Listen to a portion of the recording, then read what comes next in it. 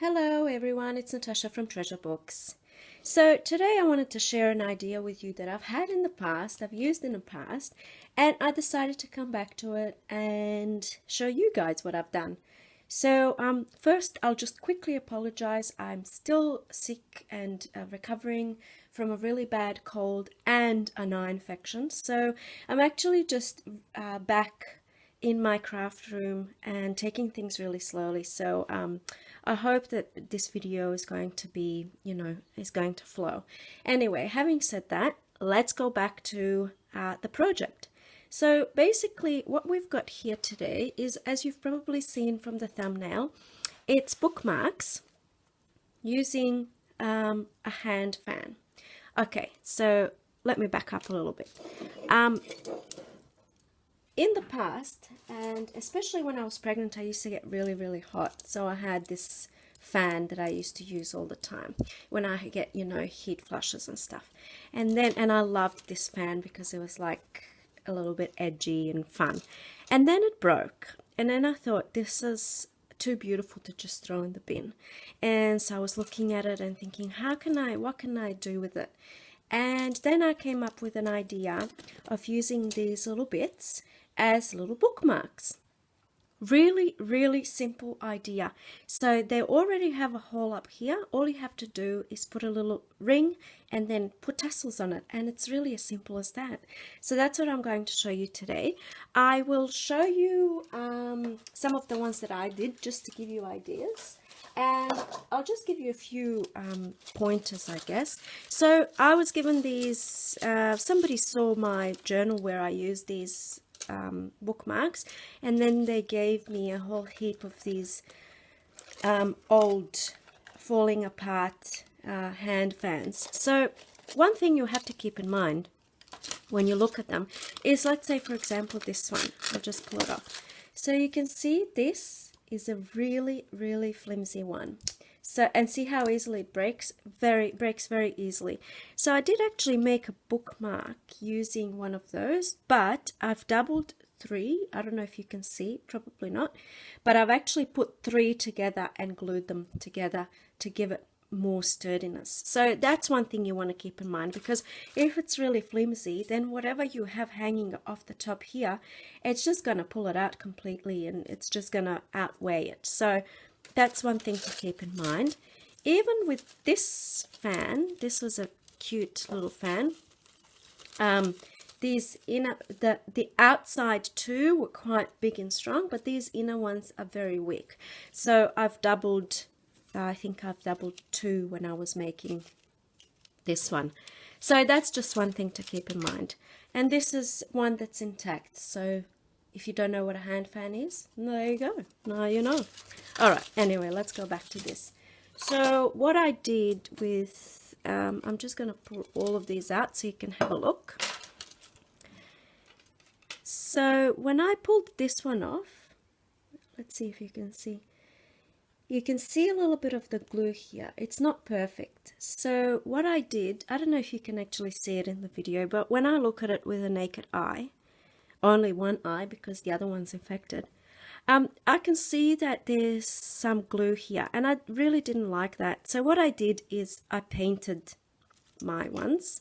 I painted just with black paint and then sealed with a sealer, just so that the paint isn't coming off on my pages as I'm pulling this sort of in and out. Okay, so I'll show you the ones that I've done. I have simple ones like this. I just attached a really simple, this will look cool in like a boho journal. And as I was, this was, I think that the very first one that I made was this one. Very simple. And then as I was going along, they were becoming more and more elaborate as I kept thinking, oh, I could add this, or I could add that. And then they just started becoming really elaborate. So these ones I've actually painted gold. I could have left them their natural wood sort of color, but I don't know, I wanted to do gold. And then here I've put some of my handmade paper beads. I don't know, guys, if you've been through that paper bead craze, but they look so beautiful on projects. I think I'm going to go back and I'm going to make more paper beads. And if you're wondering about the sparkle, it's just really sparkly nail polish. And I've done these years ago, 3 years ago, and they haven't yellowed or anything, if you're wondering about that. So then next we've got this one, black and gold, just with gold beads and black and gold. You know, I used lace, I used ribbon, I used like a little thread like this, just, you know, whatever I had in my, and to be honest, all the stuff that I used I pulled out of my scraps bag. So I didn't go, you know, ravaging through my what's gonna go perfect with this or that. I was just pulling things out of my scraps bag, and I have a lot of this stuff here. Okay, so let's move along. Then there's this one, also black and gold. Then I was playing around with more whites, white and gold, and some more of those handmade paper beads. And then there's this one with also paper beads. And then there's this one with a big paper bead. Look at that. So beautiful. And then in the end I decided, what am I going to do with the last one? And I decided I wanted to do like a crazy one. So I did this, what would you call this? Maybe like a boho one. It looks so cool on a flowish type journal or something like that. And yeah, so the way that you would use them is you have your bookmark, and then in your art journal or in the book that you're reading or the journal or whatever, you know, you have it in there, and it just adds so much like to the actual journal. Beautiful. You don't have to do a separate tassel on the journal, and it can be moved around and you can use it from journal to journal. So okay, so that was a bit of a long introduction. So I'll show you how I did it. It's really quite simple. Everything's ready to show you how it's done. So you have your hand fan, you pull it apart, you pull this off. Got one ready here. Then you need a little ring, but you need a ring that's going to fit around. So, and also you want it to be sitting on this side rather than on this side, because if the tassel will be sitting here, and that's the left hand side is the edge of the book. So I hope that makes sense. Yeah, I hope it makes sense, because this is the right side, right, where, you know, you've got the top and then there's nothing on the bottom. Anyway, so that goes through here, and I just used, I think this is from a chain that I have. There was a chain that I had with all of these big kind of loops, so that's what I used. And then you put it through and close it. This one I don't need any tools, so that's why I had the tools. You need tools to sort of open it and close it, but this one that I have is really pliable. I didn't need to use tools. And then you need to pull out some of the threads that you like. So I'm just going to show you how I pull it through, how I actually attach it onto the ring, and then you let your imagination do the rest, I guess. So I've chosen my strings that I want to use, and then I will just put them all together at one end. The other end, they're all different sizes, so once I actually pull that through and tie it up, then I'm going to worry about making them look all even. So another thing that you need is some sort of a thread. I've got this really beautiful gold thread, so that's what I'm going to use, but you'll see why in a moment. So once you've done that, I just pull it through from underneath, and I make sure, I'm going to try and do this gracefully, and you want to make sure that all of your threads are pulled through. Okay, so these are my threads. All of my little bits and pieces are pulled through, and then I check to see if they're sort of even. So I've got this gold one, yep, that's sort of even, and this one I'm going to cut off. Then maybe I can make the white one a little bit longer. So you're just sort of, you know, looking at, is everything nice and even? Let me just see this one. So see how this one, it's really long here, but really short on the other end. So you just want to pull that down, make sure that it's in the middle. Once you've done that, you just hold it in place here.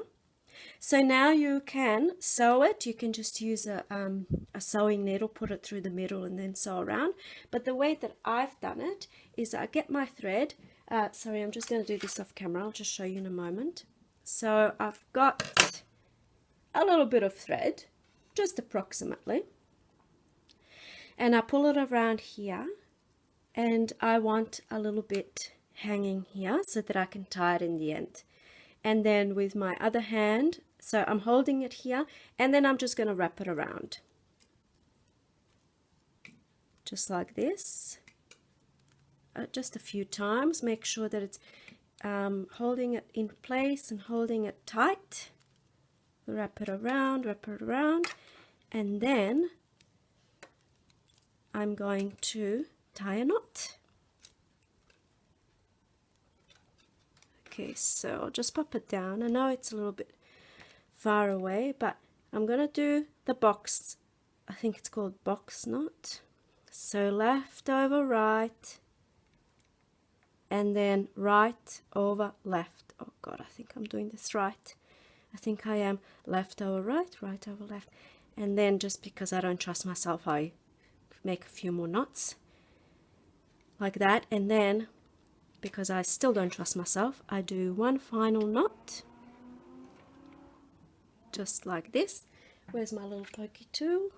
Here we go. And then I pull it down. Okay, and now this part, this little string is also part of my tassel. So here we go, here's a tassel. And then the next thing that I would do is, you know, I'll trim it, trim the longer pieces. And then I'm not going to do this on camera because the video is becoming a bit long, but the following step is you would choose a few different beads, and then you would just string them on, put the beads on, and tie a knot underneath to make sure that the beads are not moving. So I'll show you here. See how I've got little knots? Make sure that the beads are not falling off. Even this big one. Actually, I didn't tie a knot on here. I just left it because you really need to pull it to get it off. But these are the only ones that I didn't tie a knot underneath. But all of my other beads I did. So that's another thing that you can do. And then here we go. There's a little bookmark. A little tassel bookmark to go on your journal. So I think I have shared everything. If you have any questions, as always, please type them in the description box below. I'll be happy to answer. Not in the description box, the comment section. You know what to do. And yeah, anyway, let me know what you think of this little project. I hope you liked it. And thank you for watching, and I'll see you in my next video.